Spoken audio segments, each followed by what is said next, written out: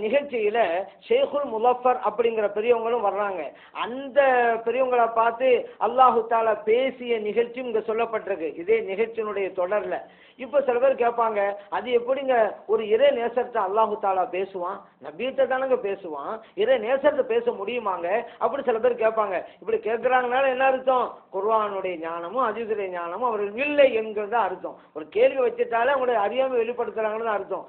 ஏன்னா குர்ஆனை படித்திருந்தா இறைவன் தன்னுடைய நேசர்களோடு பேசுவான் அப்படிங்கிற விவரத்தை புரிந்து கொள்ள முடியும். எப்படி ஹவாரியன்கிட்ட இறைவன் பேசினான்.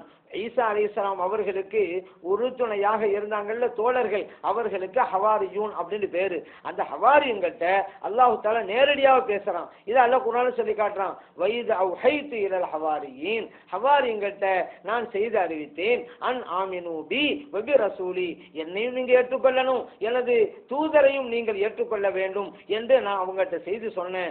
காலு, அந்த ஹவாரியங்கள்லாம் சொன்னாங்க, அவஷஹத், நீ இறைவனை நீ சாட்சியாக இரு, நாங்கள்லாம் ஈமான் கொண்டோம் அப்படின்னு அவங்க சொல்றாங்க. இது ஹவாரியங்கள் இறைவனை பார்த்து ஆமன்னா, இறைவனை நாங்கள் ஈமான் கொண்டோம், நீ சாட்சியாக இரு என்று இறைவனை பார்த்து அவர் பேசுகிறார்கள்.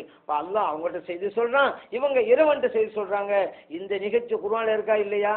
குர்ஆன் இதை படிச்சிருந்தா அல்லாஹு தஆலா இறை நேசர்களிடம் பேசியிருக்கிறான், இந்த இறை நேசர்களும் இறைவனிடம் பேசியிருக்கிறார்கள் அப்படிங்கிறது புரிஞ்சிருக்கும். அதுக்கு தான் குர்ஆனை படி